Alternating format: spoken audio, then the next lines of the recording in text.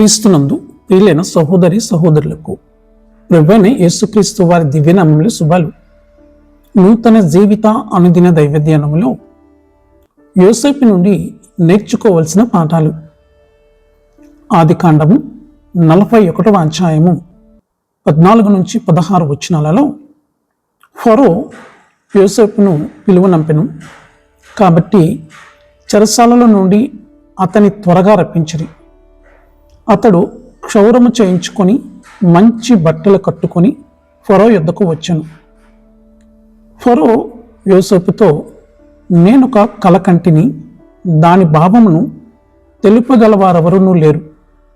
నీవు కలను విన్న ఎడల దాని భావమును తెలుపగలవని నిన్ను గూర్చి వింటినని అతనితో చెప్పినందుకు, యోసేపు నా వలన కాదు, దేవుడే ఫరోకు క్షేమకరమైన ఉత్తరం ఇచ్చునని ఫరోతో చెప్పాను. ఫరో జైలు నుండి యోసేపును పిలువనంపించినప్పుడు అది యోసేపునకు లభించిన గొప్ప అవకాశం. దీని అర్థం ఏమిటంటే, ఫరో ఆ దేశంలోనే అత్యంత శక్తివంతమైన వ్యక్తి మరియు అతనికి ఏ జ్ఞాని అయినా మంచి అభిప్రాయాన్ని ఇవ్వడానికి ప్రయత్నిస్తాడు. యోసేపు ఒక భయంకరమైన పరిస్థితిలో ఉన్నాడని గుర్తుంచుకోండి మరియు ఫరోకి వచ్చిన కలను మార్చడానికి అతనికి ఒక్క క్షణము పట్టదు. అయితే గొప్ప వ్యక్తుల ముందు మీ మొట్టమొదటి అభిప్రాయాన్ని దేవుడు చాలా ప్రాముఖ్యం ఇస్తాడు. కలల భావము చెప్పగల సామర్థ్యము నీకు ఉందని చెప్పడము నేను విన్నానని ఫరో యోసేపుతో చెప్పాడు.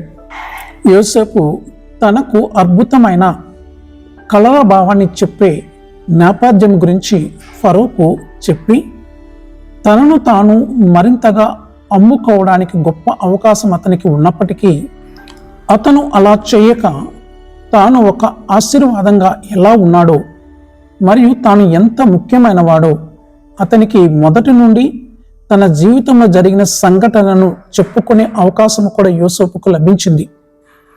యోసేపు తనను తాను నమ్ముకోలేదు. చిన్నప్పటి నుండి తనకు వచ్చిన కళలన్నిటినీ ఎన్ని కళలను సరిగ్గా అర్థం చేసుకున్నాడో అన్నది కూడా అతను ప్రస్తావించలేదు.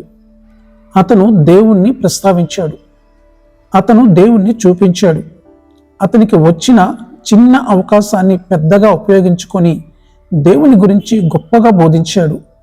దేవుడే తనకు సర్వస్వమని, తనకు మూలమని, ప్రాముఖ్యమని మరియు తనకు మంచిని ఇచ్చేవాడని ప్రకటించడానికి యోసేపు నిర్ణయించుకున్నాడు.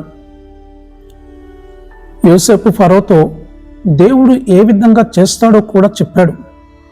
తనకు ఉన్న వరము దేవుడి నుండి వచ్చిందని అతనికి బాగా తెలుసు. వాస్తవానికి అతను ఫరోతో తన ప్రతిస్పందన నాలో లేదు అని ప్రారంభించాడు. అందరిలా కాకుండా తనకున్న వరాన్ని తన ఇష్టానుసారంగా ఉపయోగించలేదు.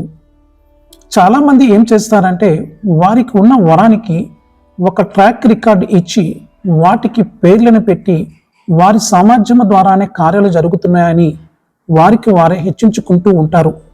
యోసేపు ప్రతిస్పందన అతని హృదయంలో ఏముందో చూపించింది. ఒక విషయమును గ్రహించండి, మీ ప్రమోషన్ కోసం మీ హృదయం ఎల్లప్పుడూ దేవుని కేంద్ర బిందువుగానే ఉండాలి. యేసు స్వయంగా చెప్పిన మాటలు, ఓ సర్ప సంతానమా, మీరు చెడ్డవారై ఉండి మంచి మాటలు ఎలా పలుకగలరు? హృదయమందు నిండియుండు దానిని బట్టి నోరు మాట్లాడును. మత్తయి సువార్త 12వ అధ్యాయము 34వ వచనం. గొప్ప వ్యక్తుల ముందు మరియు ముఖ్య సందర్భాలలో మాట్లాడే అవకాశం వచ్చినప్పుడు మీరు ఎలా మాట్లాడుతారో, మీరు చెప్పే దానిలో దేవుడు కనిపిస్తాడా? దేవుని ఔన్నత్యాన్ని చూపించగలవా? బహుశా అదే మీ హృదయ స్థితిని చూపిస్తుంది. ఆమెన్. ప్రార్థనలో ఏకీభవించండి. ప్రియమైన తండ్రి, మీ జ్ఞానము ఎల్లప్పుడూ నా ఆత్మలో క్రియాత్మకము చేయబడింది. పరిశుద్ధాత్మ ద్వారా నాకు బోధిస్తూ రూపాంతరపరుస్తున్నందుకు కృతజ్ఞతలు. యేసే నా జ్ఞానము, నా సలహా మరియు నా దిశ. నేను గందరగోళానికి గురి కాను.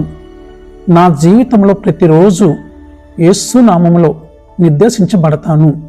ఆమెన్.